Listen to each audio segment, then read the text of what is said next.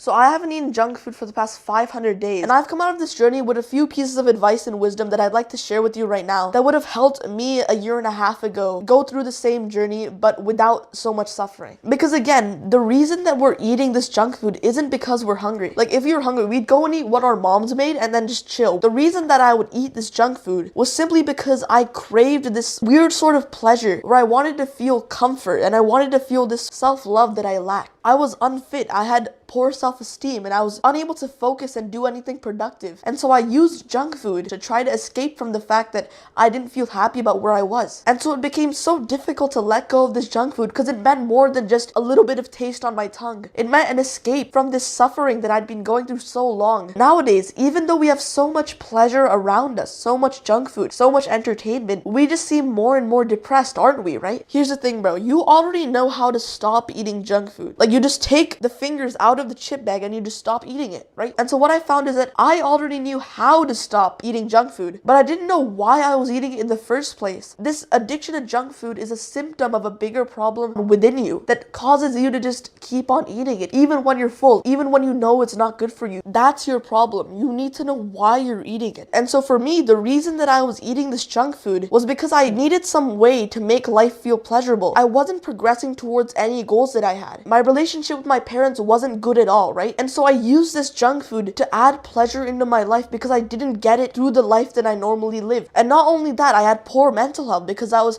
consuming all this negative media at the same time. I was playing video games with other gamers that felt the same way that I was and were pessimistic about life. And so let me give you the actual solution to quitting this addiction that we've had for so long. And it really just boils down to two things: improving your mental health and then improving your willpower. Those are the two real things, and I'm going to explain each one. When I was, addicted to junk food, I was doing it because I had poor mental health. It was a symptom of this disease that I had, which was poor mental health. And the reason I had poor mental health was really just the fact that I wasn't making progress in life. I didn't feel like I was, right? And it gets even worse when you're frying your dopamine, because let me just give you a little bit of a lesson about dopamine. When you're an addict, to say, I'll just talk about junk food, you eat it and then your dopamine spikes because it feels really good, but then it lowers back.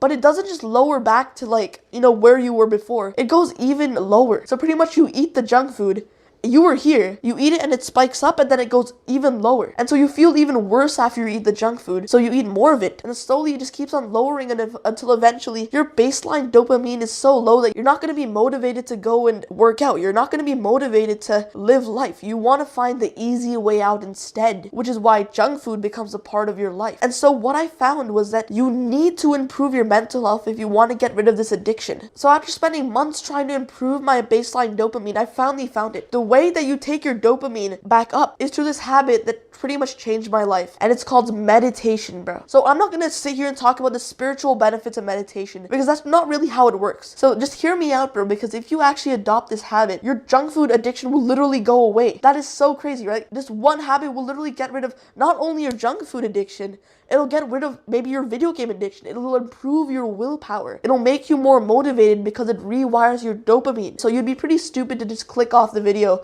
because meditation isn't as cool of a solution as you thought I'd give you. So I'll give you a quick spiritual lesson. It's not really spiritual, but about how meditation works. So meditation is pretty much meditation is literally just you focusing on one thing, which for me is my breath when I do it. And then what's supposed to happen is that while you're trying to focus on your breath, you're going to get some thoughts. These thoughts might be literally anything. It could be you reliving a past moment. It could be literally any thought that you have normally. And basically what you're going to do is that while you're having these thoughts, you're supposed to realize, wait a minute, I'm having thoughts. And then you just slowly push your attention back to your breath. So the idea is that you stay focused on something. You're going to start getting thoughts that are going to distract you, and then you bring yourself back to your breath. And so how this helps you is that it trains you to start observing your thoughts, observing your emotions. It feels kind of weird when I'm saying this, but pretty much meditation trains you to stop listening to the bullcrap thoughts in your brain that tell you to eat the junk food even though you know it is bad for you. And so what happens is once you're doing this for like a week or a few weeks, you'll start to have better control of your mind and your thoughts and your emotions, which will cure your junk food addiction. Think about that. One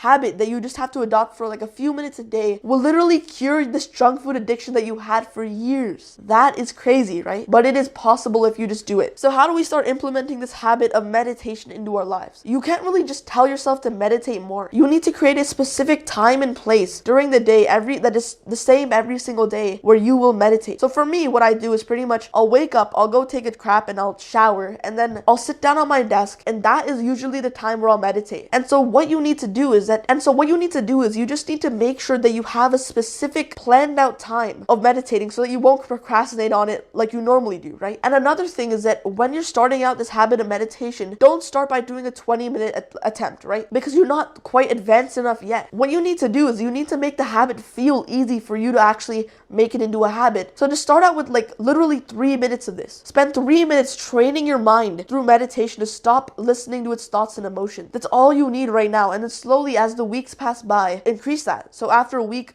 make it 4 minutes. A week after that, make it 5 minutes. And then after just a few weeks, you will start noticing major shifts in how you're able to perceive your emotions. And then what's going to happen is that, let's say one day your friend offers you like a candy bar, or maybe you just see it there and you have this urge to pick it up. Because you've been training your mind to just observe your thoughts, you're just going to sit there and just observe your emotions that are urging you to take the candy, and you're going to say no. You're going to resist it because you've been meditating, and you're able to stop yourself before you act on this impulse. Meditation is pretty much the greatest self-improvement habit. Don't listen to anybody else who says it's just cringe, because it really isn't. And I can tell you, because I haven't eaten junk food in 500 days.